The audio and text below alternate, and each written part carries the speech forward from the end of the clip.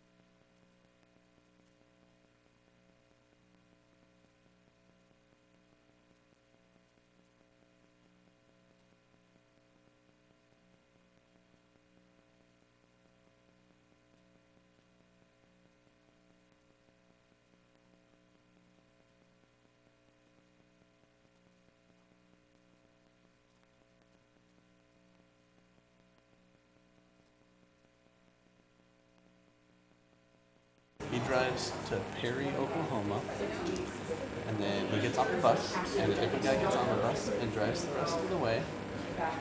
Can we give you this Yeah, card? you do. Thank you And so much. that guy stays down there.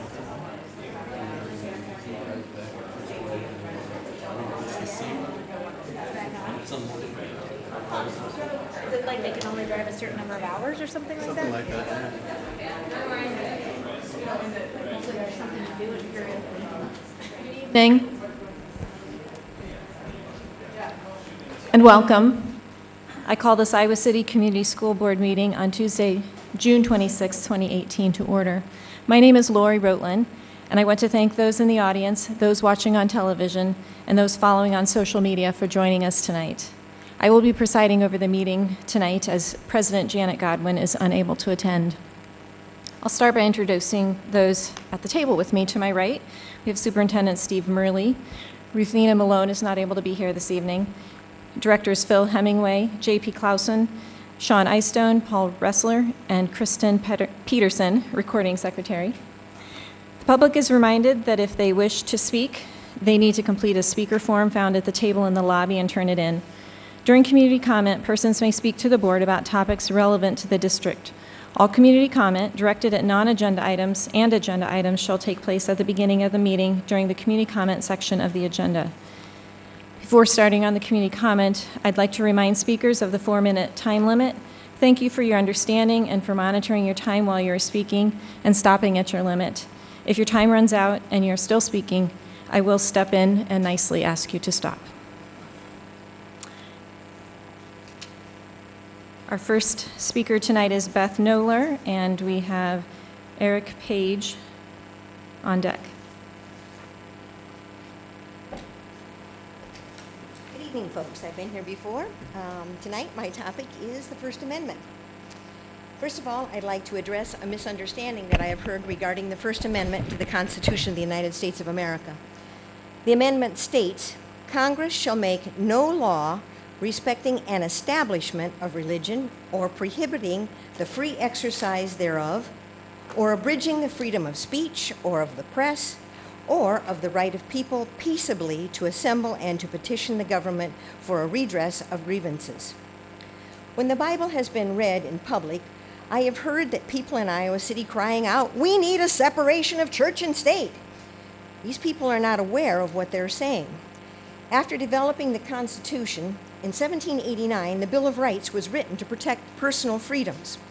The first concern of our young country was to protect from a state-mandated church, such as those in Europe at the time, the Catholic Church in France, the Church of England in Great Britain, and the Lutheran Church in Germany. There is nothing in the Constitution that prohibits reading from the Bible. In fact, that right is guaranteed. Instead of understanding the law, there has been a distortion of it. There appears to be a lack of tolerance for Christians and the reading of the Bible. This is contrary to the Bill of Rights. To further this point of the importance of biblical knowledge, this last week I was going on a road trip and I checked out several books from the public library, And usually I listen to nonfiction, but this time I thought I have never read an Agatha Christie book, so I need to read or listen to an Agatha Christie mystery. And I chose, just by random, Halloween Party. Would you believe that there was a reference to a biblical account in the book of Judges, Sisera and Yael? After that, I listened to a documentary on dolphins. Voices in the Deep was the title of the book, and to my surprise, it also was quoted something from the Bible, which was in 1 Samuel. Although other books that I listened to did not have quotes from the Bible, we would do well to realize that without the knowledge of the Bible, one misses the richness of literature. I'd like to state clearly that we are not against individuals that are in the LGBTQ community.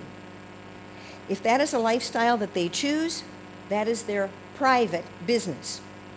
We as Christians do not support their beliefs and should not have to ascribe to supporting them. We object to the desire to make us condone something that we and other of the major religions of the world do not sanction. The tenets of our faith are against their moral beliefs, and we will not endorse them. By adopting an all-encompassing curriculum that portrays this lifestyle as acceptable is an infringement on our liberty. Webster's dictionary defines religion as a cause, principle, or system of beliefs held to with ardor and faith. Listening to the LGBTQ presentations to the board, their ardor and faith for their cause would put them in the camp of a religion. By mandate, Iowa's Code of Ethics for Professional Educators, under Principle Roman numeral 1, states, "We strongly affirm parents as the primary moral educators of our children." I will repeat that. We strongly affirm parents as the primary moral educators of their children. If LGBTQ parents wish to educate their children in their faith, it is their parental responsibility, not one of the taxpayers. Just as Jewish, Muslim, and Christian parents must educate their own children according to their consciences, morals, and worldviews. Thank you.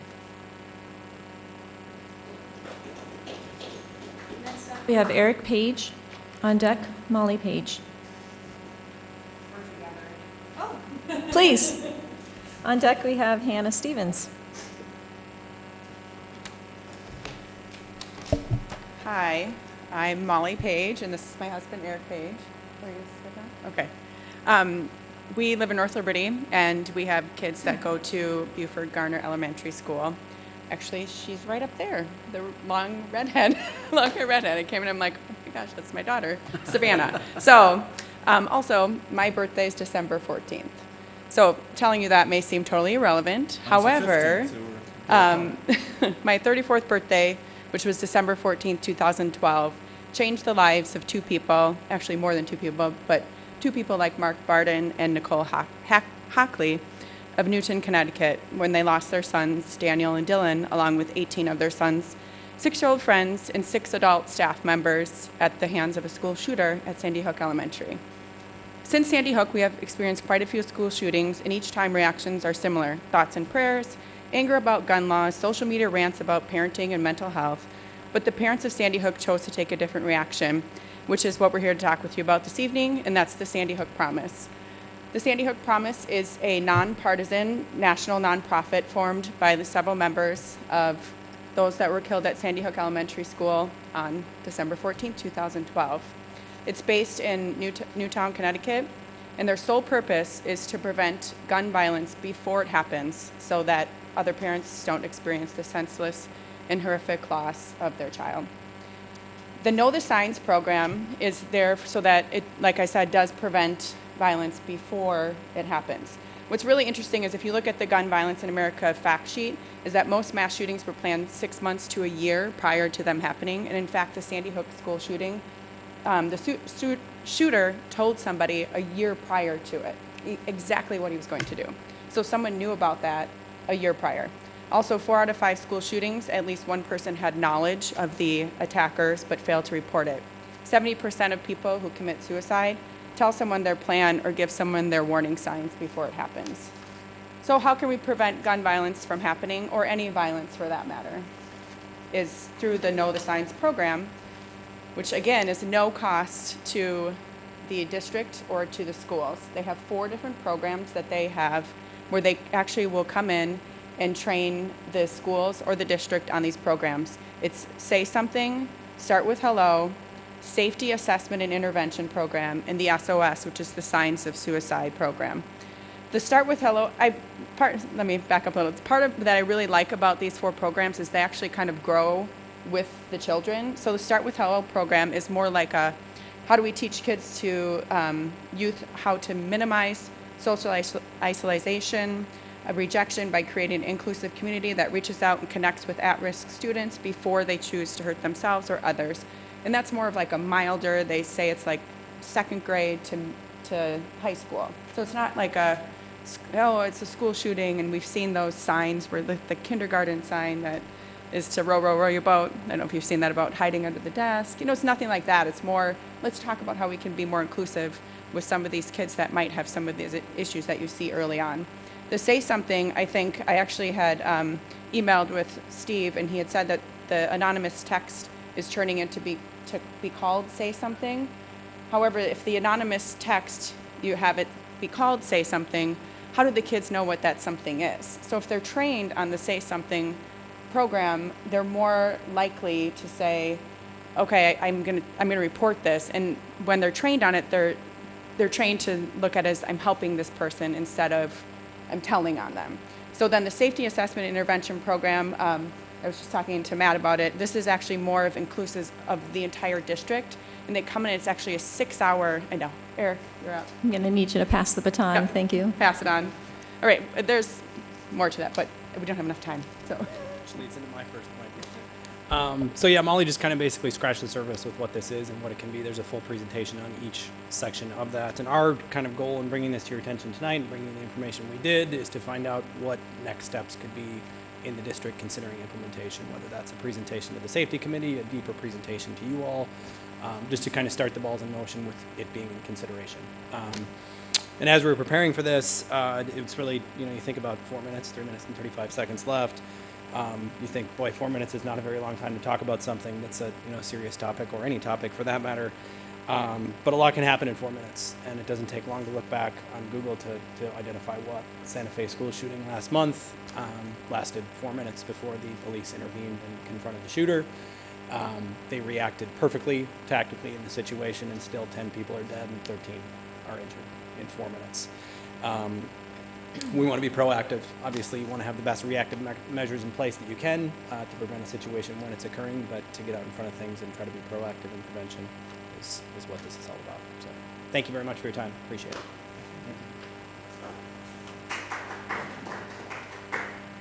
Hannah Stevens. And on deck, we have Eric Johnson. Absolutely. Yeah. Great. So I have 2 things for you. One is multi-page and one is a single page. They're all double-sided to save some trees. Oh, great. We good. can sort them. I'm trying to take this one and give you the copies. All phones here. There you go. Thanks.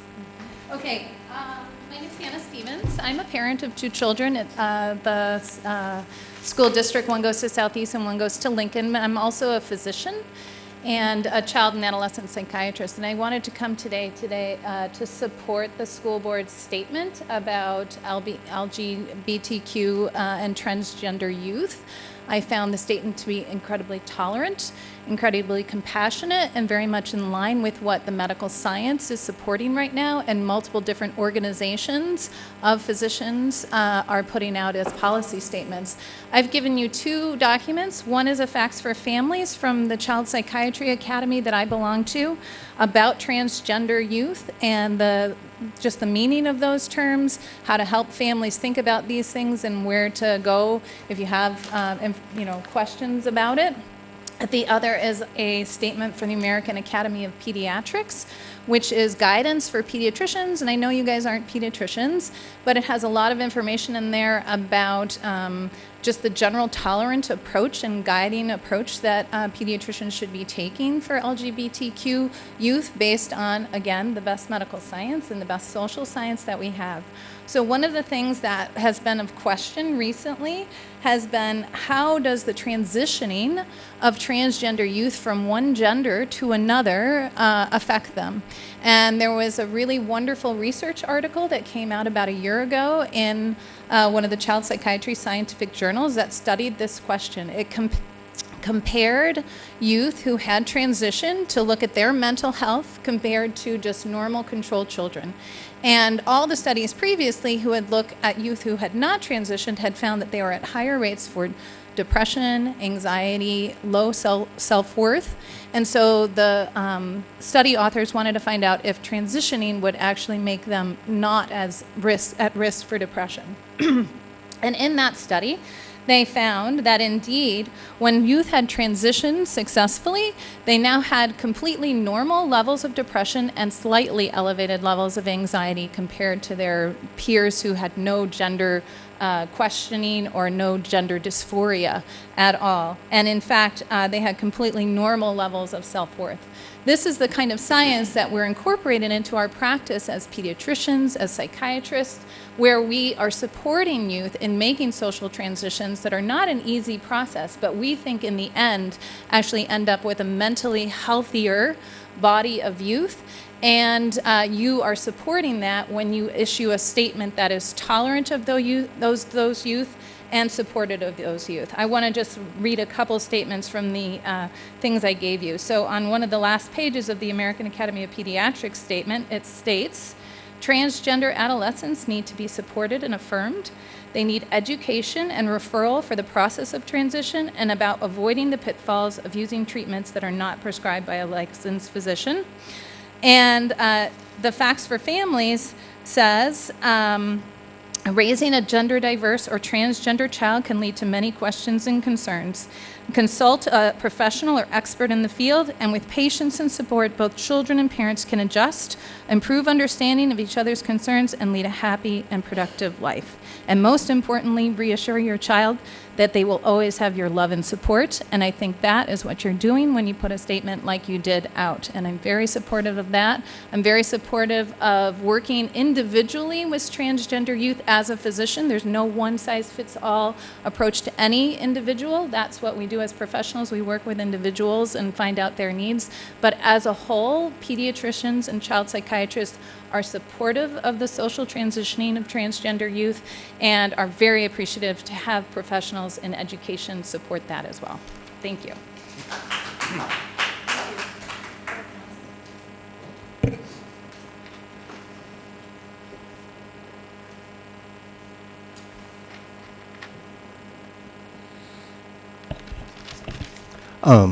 Hi, I won't take much time.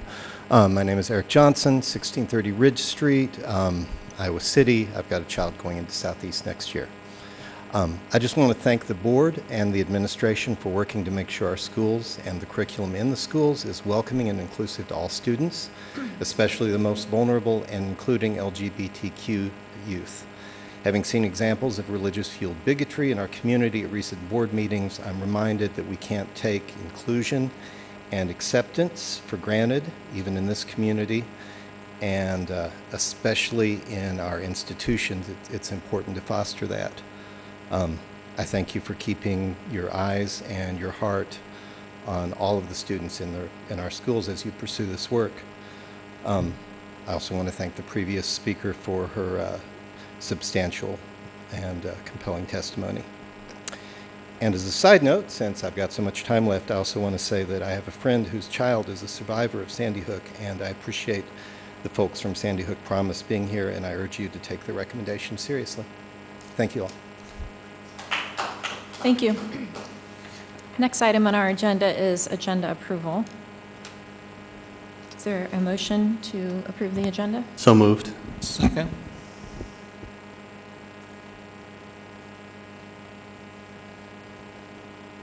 No Online pressure. voting is open.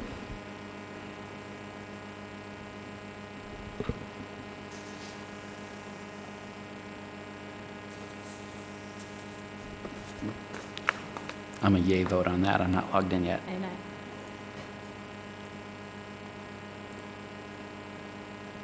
all votes have been cast and the motion carries with all directors voting in favor. Our next item is the consent agenda approval. And before we get to that, Phil, do you have a report on the bills? Yeah. This pay period, we went through $4,039,708.50. Went through and looked at the bills. Everything looks in order that way, so we were in good shape. Thank you.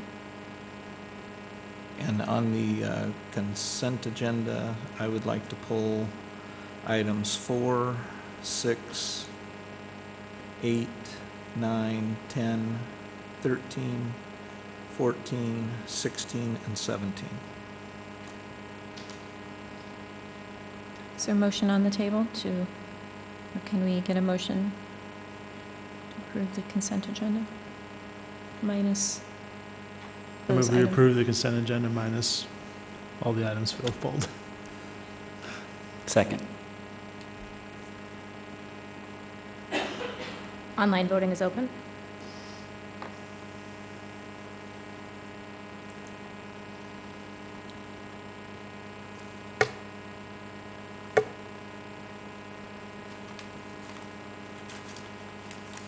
All votes have been cast, and the motion carries with all directors voting in favor.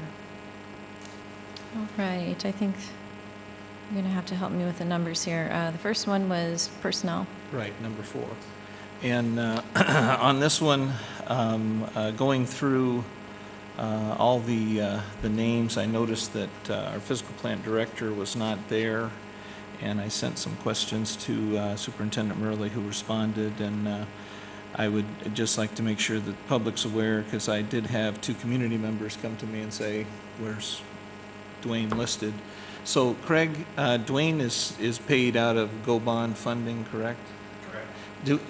Do we have any other instances of employees that are paid out of that, or is Dwayne the only exception? No, we have our project managers who are paid out of that. We also have office staff dedicated to the facility master plan paid out of the GO bond money. Okay, and where would since they're not on this, where are we reporting those, or where can someone find what they're making and that type of thing? That's a question for HR. Okay, so I guess I would request that HR produce a document to show the staff that is offline that isn't in there, and just have an italicis or something saying that. Are we sure they're not in there, Craig, on the support staff? Yeah, I don't. Yeah. I didn't go through the list. They're by category, so well, I'll check and we'll put them together. Yeah, I thought I went through all of the printed versions, which is the ones I can kind of trust with my eyes, and I did not find Dwayne in there, and I didn't find any project managers either. So, yeah, we'll just so we have that identified. I think that'd be important for the public to have too. And then I had some questions on the foundation executive director. That's paid out of the general fund, or is those funds covered under the foundation? The foundation director compensation is set by the foundation board. It's a pass-through for us. The foundation, we partner with the foundation to provide payroll services basically to the foundation, and they reimburse us for all the costs of the foundation director's salary, and the 2 individuals who work in the foundation office for their salary and benefits and so forth. So all we're doing is a service for the foundation, because they don't have and aren't set up to do payroll with the IRS and so forth. So it is, the money comes from the foundation. Correct. To pay them. It's not a general fund Nope. expense. It's part of the 5% of the foundation operation. They get money designated, as I understand it, that is for operations. There are donors who provide funds. They also have a fee for service on different types of things that they do. I don't dig that deep into the foundation operations, but all I know is that they reimburse us for those costs. Okay. And there's a one-time $2,000 bonus. Is there any explanation on that? I guess it's coming from the foundation, but that was recommended by the foundation board for their director this year. Okay, very good. And the only other thing I'm going to draw light of is that we have $356,996 worth of athletic directors at the high school level. And I think at a time when we need more teachers, we need to seriously consider having one athletic director for the district, and takes the savings and put that into school teachers in areas where we have high class sizes and high needs for our students. Also, I will be abstaining from the vote because my brother-in-law, who lives under my roof, is in here, and I will not be voting on his salary. Just to follow up to answer your question, Mike Leiden, who is our current project manager, is listed on the employees, and he is paid out of GO-BOND funds. Oh, okay. And so is Blythe Fangman. Which exhibit is that one? Where did you find him? Technical group? Technical supervisory support staff salaries, Exhibit A. Okay. As well as off-schedule salaries, Exhibit B. I stand corrected then. And also Blythe Fangman, who does support for facility master plan projects, is also paid out of GO-BOND funds. Okay. Well, I'll check with you later to highlight that, but I think if we would just have an italicized or something to say that it's coming out of that, so makes sense. The community doesn't see that it's coming out of the general fund. Do we have a motion to approve the personnel items? I move that we approve item number 4, personnel. Second. Just before we vote, I'd just like to make a quick comment. Just in response to something Phil said, I'm looking forward to our education committee meeting in September, where we will most likely have all 3 of those athletic directors there, and we'll be able to talk to them about their roles. And I think maybe we don't all understand what exactly they do, so just wanted to make that comment. We'll look forward to that. I think we're ready to vote. Online voting is open.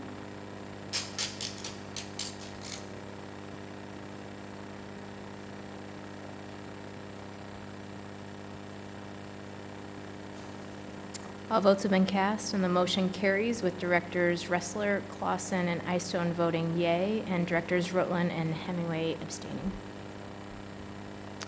Right, going to item 6. Yes, this is the 95% group. On this one, is there no one at Grantwood AAA that can do this? It's $3,600 for a one-day expense. Yeah, so this 95% group contract is it's professional development for special education teachers for high-quality reading instruction. It's kind of an extension of the partnership between the Iowa Reading Research Center. So this is something that Lisa's team is presenting to you for approval. I guess I don't have the straight answer on the Grantwood team, but my assumption would be they wouldn't have the capacity to carry out this training, or that there would be an additional charge if Grantwood were to do it. They would not be training our special ed teachers in the instruction of reading. Is there a motion? I move we approve the 95% group contract. Second. Online voting is now open.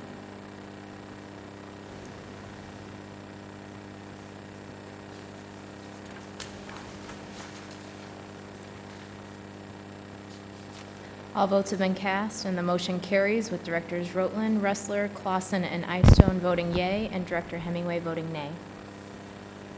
Okay, going on to item 8, Heartland Home Health Care. On this one, I'm just curious exactly where the funding is coming to pay for this one on this $53 an hour nursing for this student. So this is a student on an individual education plan, so it's a one-on-one nursing for that student. So it would be special education dollars. Okay. Categorical fund of those. So it's, yep. it's out of that funding. It's through their IEP. Yep. Okay. Prove that we approve item 8. Second. Is that you, JP? Online voting is now open.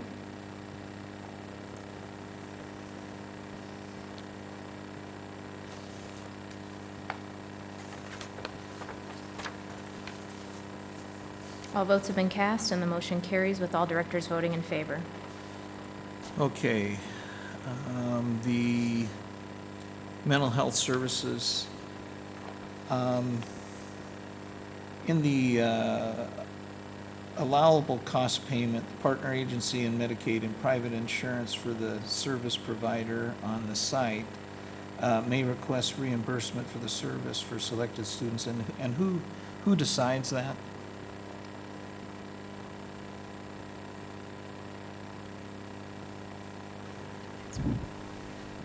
It's based on insurance status, so we only reimburse if students are ineligible or don't have insurance to access. Okay, all right. And on the background checks, it says that the partner will provide them to our standards. Is that correct? And just below it on page 3, where it has the partner agency will be responsible for conducting background checks on all personnel, both paid and volunteer. We have external providers that do their own background checks, and so we just ensure that their background checks comply with the same process that we use. All right, move that item 9 of the consent agenda be approved. Second. Online voting is now open.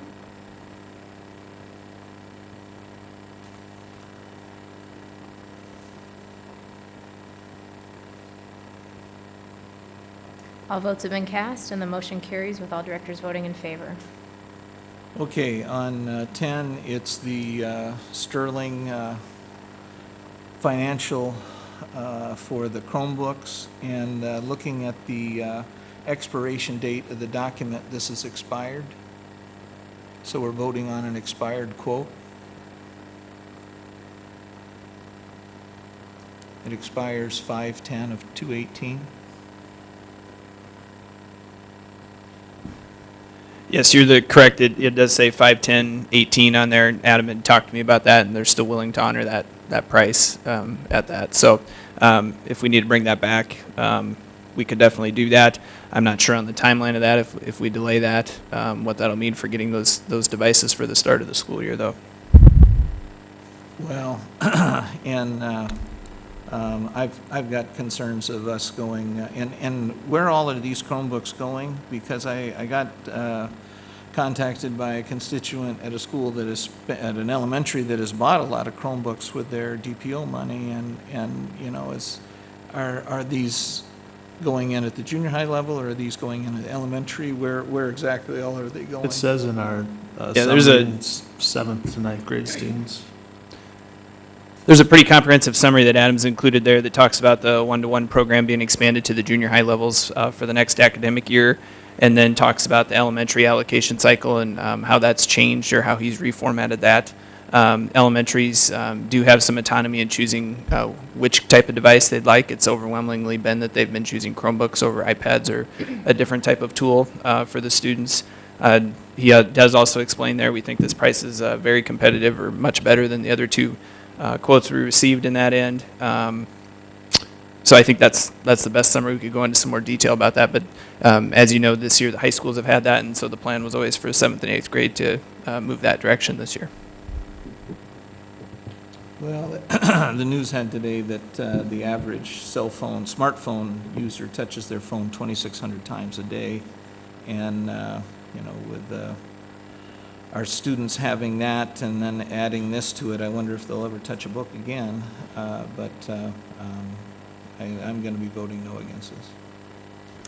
I'm going to vote in favor of this, and I do know that being in the classroom and having students at the secondary level and elementary level, that books are still used just as much as Chromebooks. Is there a motion to approve item 10? I move we approve item number 10. Second.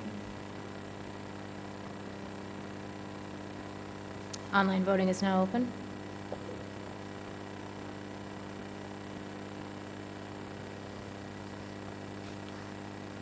All votes have been cast, and the motion carries with Directors Rotland, Ressler, Clausen, and Eystone voting yea, and Director Hemingway voting nay.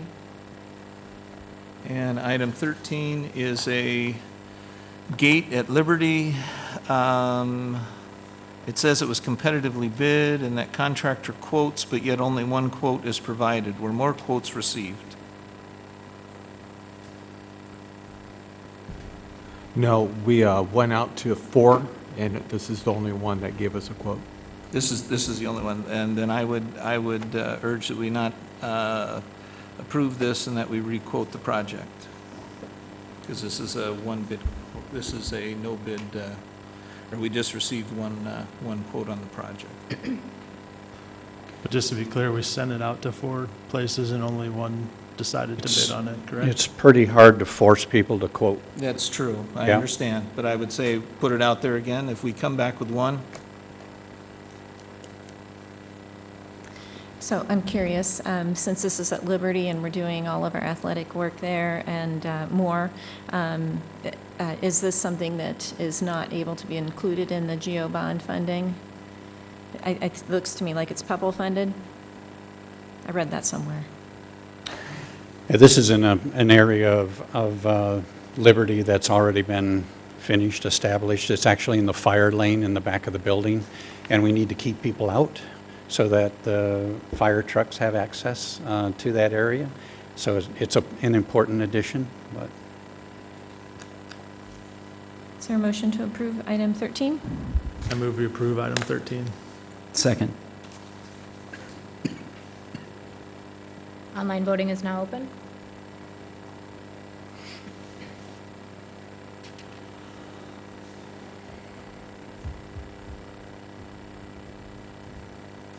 All votes have been cast, and the motion carries with Directors Rotland, Ressler, Clausen, and Eystone voting yea, and Director Hemingway voting nay.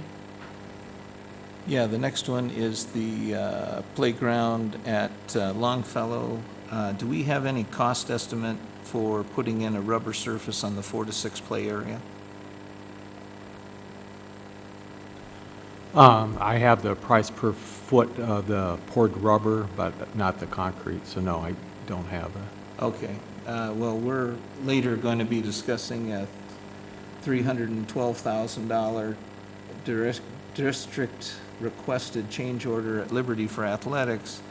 And with our DOJ investigation on our play surfaces and no maintenance program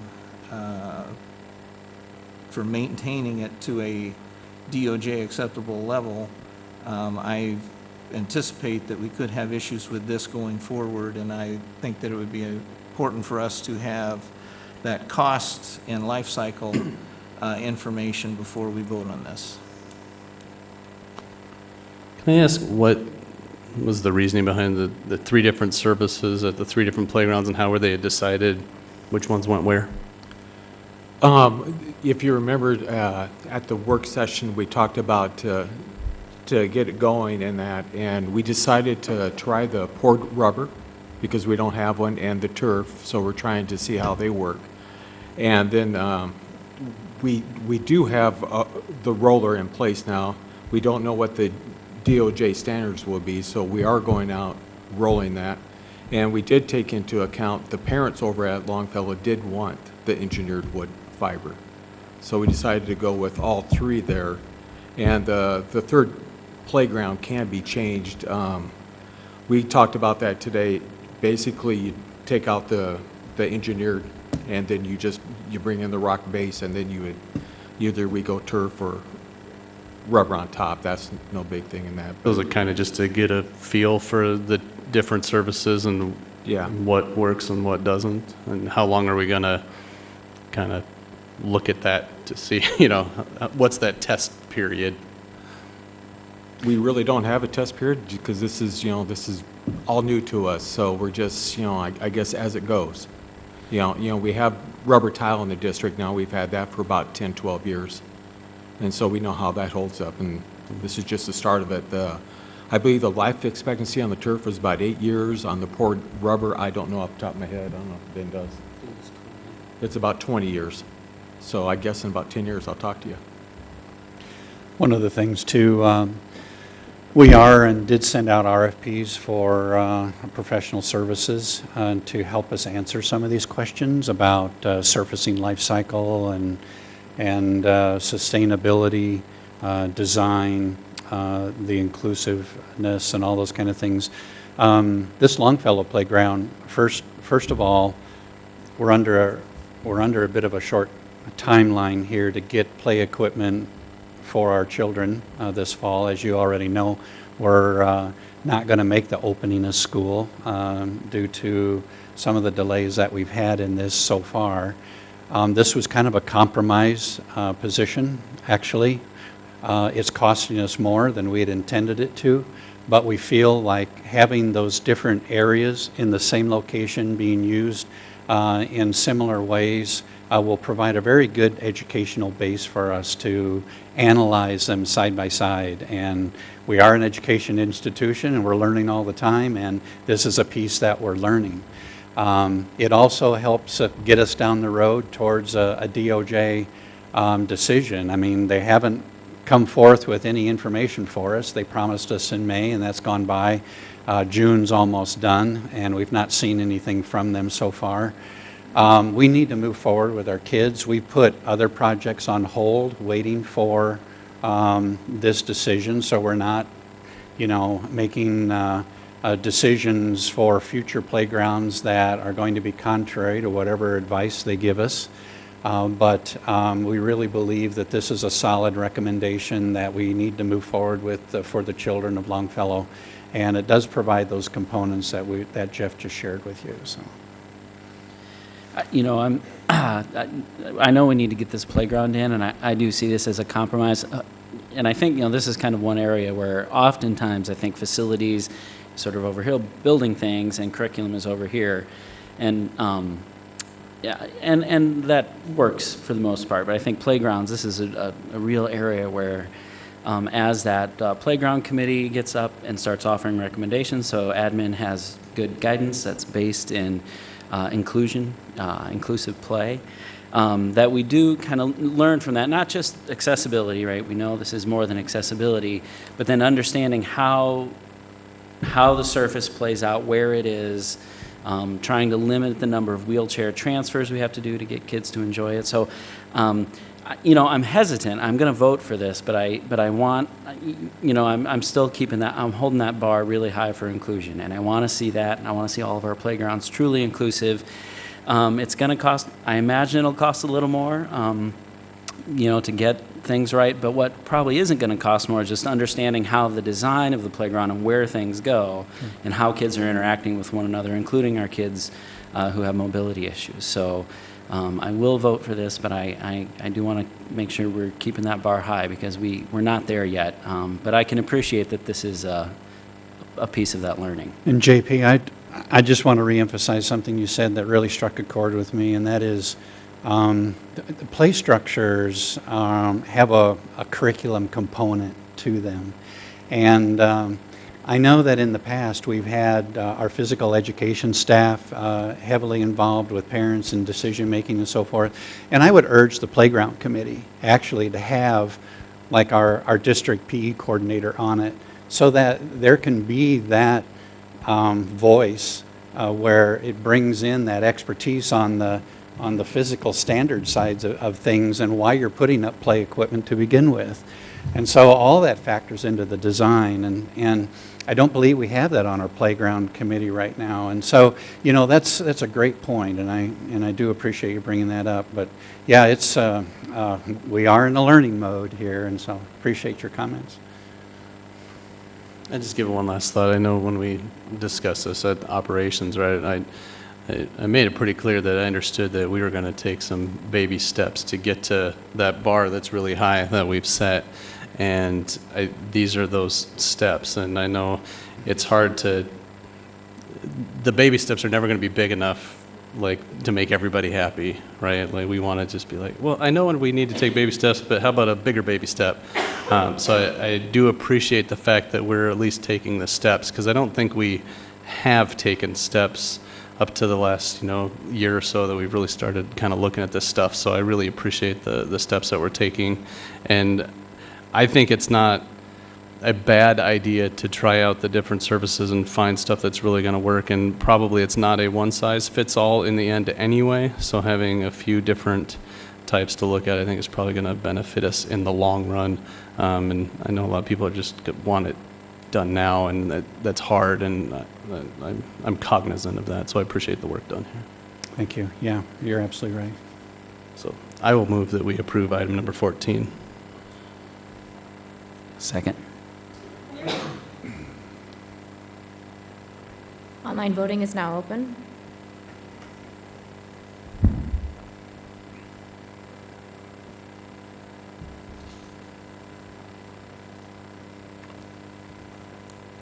All votes have been cast, and the motion carries with Directors Rotland, Ressler, Clausen, and Eystone voting yea, and Director Hemingway voting nay.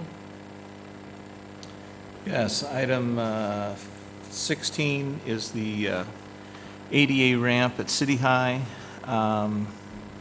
Americans with Disabilities Act is a 2 decades old law, and we're still struggling with it in the district. This one, I would like more clarification on why the acknowledgement addendum was the reason why the lower bidder was disqualified. He did not acknowledge it, and he also did not list his subs, which were 2 parts of the contract, so he did not fulfill the contract. So he didn't fill out the contract. Okay, the winning bidder is the one that we approved the change order last meeting. I voted against it, everyone else voted for it. And I didn't go into great detail at request of another person, you know, I don't want to berate a business here, but I am going to say that the precision that is going to be needed on this ADA ramp, and to my knowledge, this might be the 2nd or 3rd time we're trying to get it right over there at City High.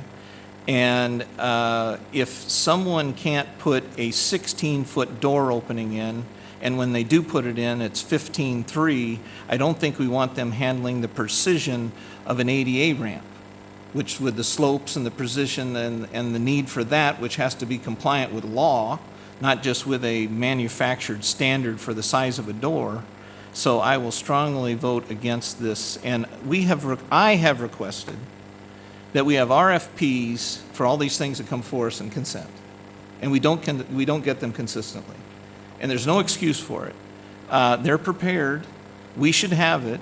And it gives us an opportunity to know when we get the cost, exactly what's involved. Because, you know, the reason a toilet seat costs $20,000 on a nuclear submarine is because of specifications. And if we know exactly what's in this RFP, then we have a better idea of the cost and everything that way from where we're sitting. And as I've indicated, I don't think that we should be approving this. If you want to put it out for rebid, I would put it out for rebid, but I will not approve this. Is there a motion on the table to approve item 16? Move we approve item 16. Second. Online voting is now open.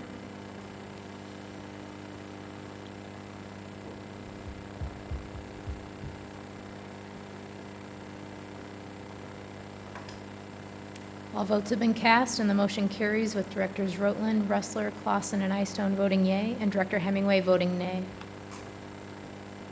And the final one in Appendix 9, the West High Athletic Complex, the $312,000 I alluded to earlier, in the district requested upgrades at the Liberty Complex at a time, again, I will state, when we have student, career and technical student needs that go unmet, and no sign or anything that we're putting in those things, upgrading already gold-plated facilities, I will not approve, so I'm going to vote no on it. Can we get a motion on Appendix 9? I move we approve Appendix 9 as presented.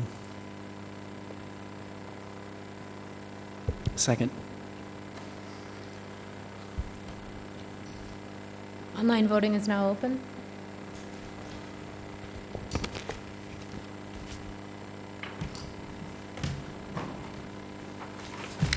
Sorry, I'm voting yea. All votes have been cast, and the motion carries with Directors Rotland, Ressler, Clausen, and Eystone voting yea, and Director Hemingway voting nay. Just one point on that before we move on. I just would like to reiterate I'm looking forward to the meeting in September and the Education Committee on Athletics. Discussion is ended. Because I think that athletics plays just as much a part as child's education as something else, such as career tech or music or arts. Discussion had ended, and we're not Thank you, discussing Phil. eliminating Let's anything. move on, please.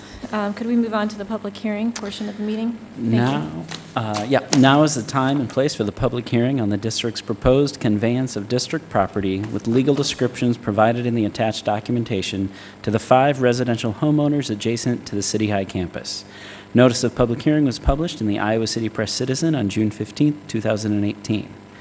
Are there any comments from the board? Is there anyone from the audience that would like to advise or provide comments to the board on the proposed disposition of this property? Hearing none, I call this public hearing closed. Thank you, JP. We don't have anything listed under policy review, so we'll go on to action items. Approving the resolution for the disposition of the land at City High. I move we approve. Second.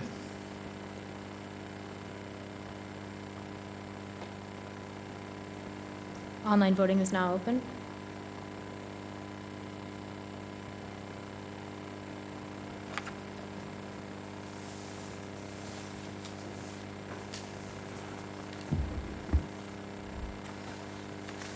Just tell me. That came through. All votes have been cast, and the motion carries with all directors voting in favor. Just so you know, I've received payment for all 5 lots, and so we're good to go. Thank you, Craig. All right, we're going on to agenda setting. At several meetings here, listed here, let's start with the July 10th meeting. Is there anything that we should change or add to that? You know, I don't know, where we do this, but, I'm really afraid it, just with some of the changes with performance music, and I'm really worried that we're not going to have too many kids, 5th and 6th graders from either Alexander or Kirkwood participating in music, because they're not going to be able to get there. And the problem with that is if you lose them in 5th grade, they're never going to participate, probably in their whole high school career. And I don't know if this is the cost. I don't know how many kids. I know that the cost of transportation is the driver, so it doesn't matter how big the bus is, but that's a concern. And I know the Transportation Committee is not meeting right now, and so I'm afraid that September is going to come around, and we're going to lose a whole other cohort of kids from Alexander and Kirkwood who otherwise might participate in band and/or orchestra. So you're looking to add that as a discussion item? Yeah, like I say, I don't know where this goes or what kind of action we can take, but yeah, I'd like to. Yeah, no, I'm not disagreeing with it. I'm just thinking that, and maybe I'll ask Steve, the legislative priorities is on there, but. Legislative priorities is on there because that's a request from the IASB. They have boards set those priorities so they can gather those from across the state and begin to develop their own legislative priorities for the School Board Association as a whole. And perhaps one of the things we could do with that, start with that performance music concern is to actually reach out to the facilities, talk to principals, teachers, see if we can gather some additional information for you prior to the meeting. And then depending on the feedback that we get, that would give us the opportunity still on the 24th to have that conversation. And I think there's still probably adequate time at that point if we need to make a decision. We've got time before school starts. Okay, that'd be good. Yeah, I just wondered if if that legislative priority one was a necessity, because I thought in the past we had gone through policy and governance and kind of talked that before we brought it back on. Right. We have done that, and usually at this point, it's the conversation that we have about what our areas are, so that we can report those to the IASB, and then the policy and Governance Committee has gone through and fleshed out the specific details for it as we prepare things like our flyers and things like that. But the decision has been about what the main planks are of that advocacy, so we can report those out to IASB. So I have a question on the performance music question or item. So related to that, we've talked about doing additional work sessions, and I'm wondering if that information could be available to us for a different work session so we could discuss it at a work session, have some time to think about it, review it. Sure. And then maybe have it on the agenda as an action item on the 24th. We might be able to have that information ready for a work session discussion on the 10th. So I can certainly reach out to them right away tomorrow and see what we can do about that in terms of getting enough information for you to have a reasonable conversation about it at the 10th. Okay, I think that would be great, so we have time to get feedback and talk to our constituents. All right. Anything else for July 10th board meeting agenda? Okay, we're doing our closed session for the superintendent evaluation on the 10th, since we were unable to do that this evening. Going on to the work session. We have the attendance area development discussion. Is there anything else we should add there? Would that be where we would add the music part? That then? might Oh, be yeah, where we you add that. just said that, yeah. We can add that. Performance music. Okay.